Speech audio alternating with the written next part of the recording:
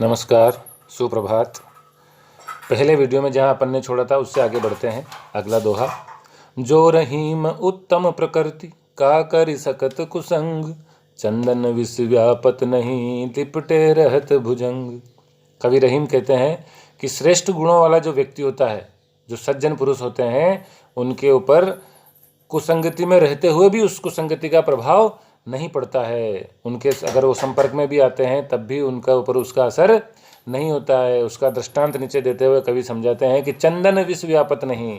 चंदन का जो वृक्ष होता है उसके ऊपर जहरीले विष यानी जहर और भुजंग यानी सर्प, तो चंदन विष व्यापत नहीं, व्यापत यानी प्रभाव पड़ना, व्यापना।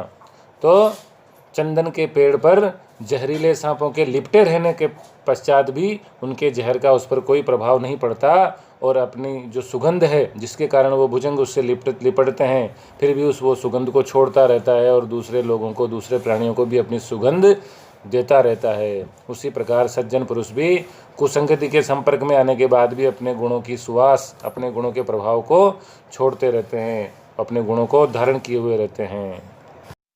विशेष में ब्रज भाषा का सुंदर प्रयोग हुआ है और दृष्टांत परक दृष्टांत अलंकार है। का करी सकत कुसंग क वर्ण की आवृत्ति से अनुप्रास अलंकार है और दृष्टांत तो है ही। रूठे सुजन मनाइए जो रूठे सो बार, रही मन फिरी फिरी पोइए टूटे मुक्ताहार।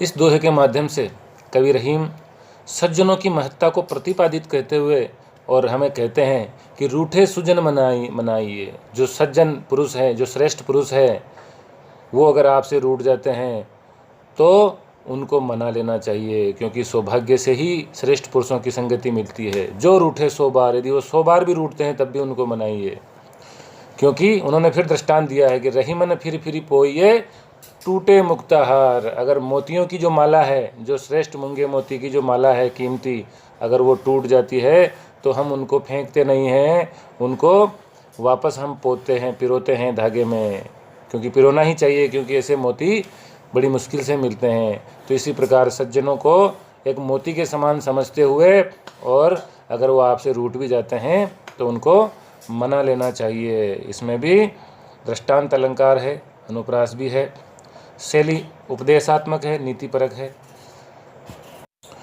तरुवर फल नहीं खात है, सरवर पियहि न पान, कही रहीम पर काज हित, संपत्ति सचहि सुजान।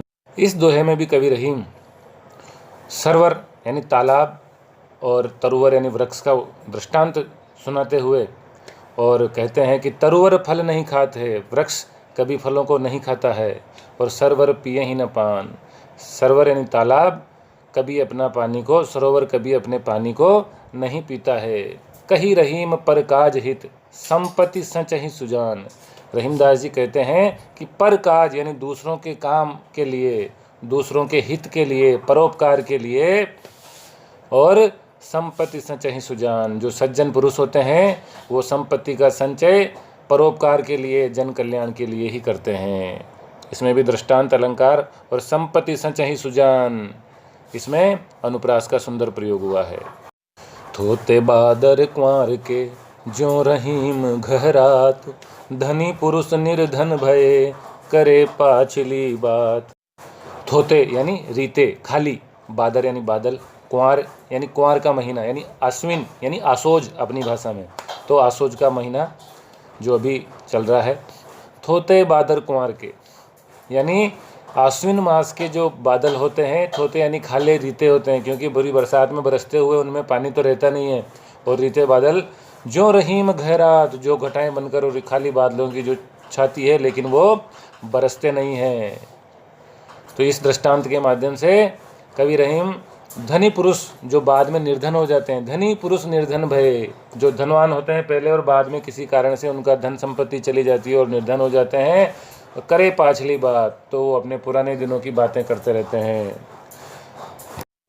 इस दोहे में भी कवि रहीम यही समझाते हैं कि जैसे आश्विन मास के बादल उमड़ घुमड़ कर रह जाते हैं, बरसते नहीं, वैसे धनी पुरुष भी जब गरीब हो जाता है तो पुरानी रीति बातें करता रहता है। इसमें भी दृष्टांत अलंकार का सुंदर प्रयोग हुआ है, प्रकृति का सूक्ष्म वर्णन हुआ है, और भाषा सरल और दृष्टांत परक है। थोते और कुंवार जैसे ग्रामीण शब्दों का भी प्रयोग हुआ है। रही मन असुआ नयन ढरी, जिये दुख प्रकट करे, जाहि निकारो गेहते, कसन भेद कह दे। असुआ यानी आंसू, नयन यानी नेत्र, ढरी यानी ढलक कर बाहर आना, जी यानी अपने मन का हृदय का दुख प्रकट करे। तो रहीमदास जी कहते हैं कि जब आंसू नयनों से, नेत्रों से, अपनी आंखों से ढलक कर, छलक कर बाहर आता है, तो जी यानी अपने हृदय के दुख को प्रकट कर देता है, अपने मन की पीड़ा को संसार के सामने प्रकट करता है। इसलिए स्वाभिमानी व्यक्ति को चाहिए कि वो अपने आंसुओं को रोक कर रखे, ताकि उसके दुख प्रकट होकर संसार के सामने नहीं आए। क्योंकि उन्होंने फिर दृष्टांत देते हुए कहा, जाहि निकारो गेहते, कस न भेद कह दे। जिसको घर से निकाल दिया जाता है, वो कौन सा ऐसा भेद है जो नहीं कहता है। निकारो यानी निकाल दिया, गेह यानी घर से, गेहते यानी घर से, कस न यानी कौन सा भेद ऐसा है जिसको वह नहीं कह देता है। इसलिए इस घटना को अपन रावण और विभीषण से भी जोड़ सकते हैं। जब रावण ने विभीषण को लात मारकर घर से बाहर निकाल दिया था, तो उसने उससे संबंधित सारे भेदों को और भगवान राम के सामने प्रकट कर दिया था, और वही भेद उसकी नाभि में जो अमृत था, उस भेद को कह देने से, और भी अनेक सारे भेद उसने राम के सामने प्रकट किए थे, जिससे रावण की हार हुई और अंत में उसको मृत्यु को प्राप्त होना पड़ा। इसलिए कवि रहीम स्वाभिमानी व्यक्ति को सलाह दे रहे हैं कि उससे अपने मन का जो भेद है, उसको, अपने जो आंसू है उसको रोक कर रखना चाहिए, ताकि अपने मन के जो भेद, अपने मन का जो दुख पीड़ा है, वो संसार के सामने प्रकट नहीं हो। रही मन निज मन की बिथा, मन ही राखो गोय, सुनिए ठिले हैं लोग सब, बांटिन ले हैं कोय। उसी भाव को आगे बढ़ाते हुए इस दोहे में फिर कवि रहीम कहते हैं कि रही मन निज मन की व्यथा, निज यानी अपने स्वयं के मन की, बिथा यानी दुख, व्यथा अपने मन के जो दुख है, व्यथा है, कोई भी पीड़ा है, उसको मन ही राखो गोय, गोय यानी छिपा कर, इसलिए मन में ही छिपा कर रखो। क्योंकि सुनी अठिले हैं लोग सब, बांटी न ले हैं कोई। क्योंकि उसको सुनकर सभी लोग इठलाएंगे, आनंद लेंगे, आपकी हंसी करेंगे, लेकिन कोई उसको बांटने वाला नहीं है। बांटी न ले हैं कोई, उस आपकी मन की पीड़ा को कोई बांटने वाला नहीं है। क्योंकि संसार में अधिकतर लोग आपके दुखों की हंसी उड़ाने वाले ही मिलेंगे। इसलिए कवि रहीम इस सरल भाषा में, दोहे की भाषा बिल्कुल सरल और शिक्षात्मक है, शिक्षा देने वाली है। दीन सबन को लखत है, दीन ही लखे न कोय, जो रहीम दीन ही लखे, दीन बंधु सम होय। इस दोहे में कवि रहीम श्रेष्ठ जीवन मूल्यों को प्रतिपादित करते हुए और गरीबों की सहायता करने का संदेश दे रहे हैं। कवि कहते हैं कि दीन सबन को लखत है, जो गरीब व्यक्ति है वो सबकी ओर निहारता है। लखत यानी देखना, देखता है। तो दीन सबन को लखत है, जो गरीब है वो सबकी ओर निहारता है, आस भरी दृष्टि से देखता है। लेकिन दीन ही लखे न कोई, लेकिन उस गरीब की ओर लखे यानी देखता है, न कोई, कोई नहीं देखता है। और रहीम कहते हैं कि जो रहीम दीन ही लखे, रहीमदास जी कहते हैं कि जो दीन नहीं लखे यानी गरीब की ओर देखता है, अर्थात उसकी सहायता करता है, दीन बंधु सम हो, वह दीन बंधु यानी परमात्मा, ईश्वर, जो हमेशा गरीबों की सहायता करते हैं, उनके समान होता है। इस दोहे में कवि ने गरीबों की सहायता करने के गुण की प्रशंसा करते हुए गरीबों की सहायता करने वाले व्यक्ति की तुलना परमेश्वर परमात्मा से की है, क्योंकि वो हमेशा दीनों का सहायक होता है, दीन बंधु है। दोनों रही मन एक से, जो लो बोलत नाही, जान परत हैं काक पिक, ऋतु बसंत के माही। इस दोहे में कवि रहीम कहना चाहते हैं कि गुणवान और गुणहीन व्यक्ति दिखने में एक जैसे ही होते हैं। उनकी पहचान तब तक नहीं होती जब तक वो बोलते नहीं हैं, जब तक उनके कर्म प्रकट नहीं होते। सूरत लगभग सबकी एक सी होती है, लेकिन सीरत का महत्व है। उनकी सीरत जानने के बाद उसका महत्व होता है। आजकल एक एडवर्टाइज आता है घड़ी का, उसमें एक पंक्ति बोलती है एक महिला कि डोंट जज a book by its cover. किसी भी पुस्तक को उसके कवर से मत न्याय कीजिए, उसके साथ उसकी महत्ता उसके अंदर लिखा हुआ क्या है उससे होती है। तो इसी बात को समझाते हुए कवि रहीम कहते हैं कि दोनों रहीमन एक से जो लो बोलत ना है। दोनों जब तक बोलते नहीं हैं तब तक एक जैसे ही दिखते हैं।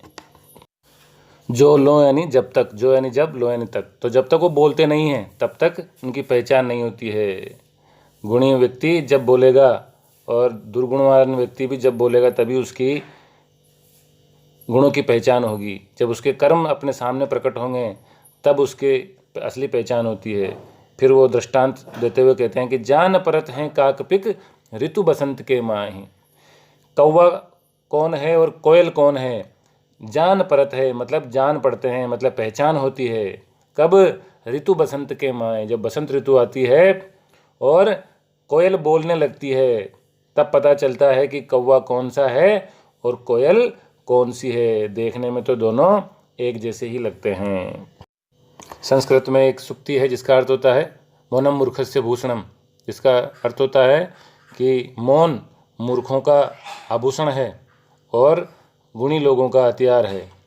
इसलिए इस दोहे के माध्यम से कवि ने संदेश दिया है कि गुणवान के समान रूप रंग होने से, रूप रंग अच्छा होने से कोई आदमी गुणी नहीं होता है। उसके अंदर गुणों की पहचान उसके कर्मों के और बोली वाणी के प्रकट होने पर ही पता चलती है।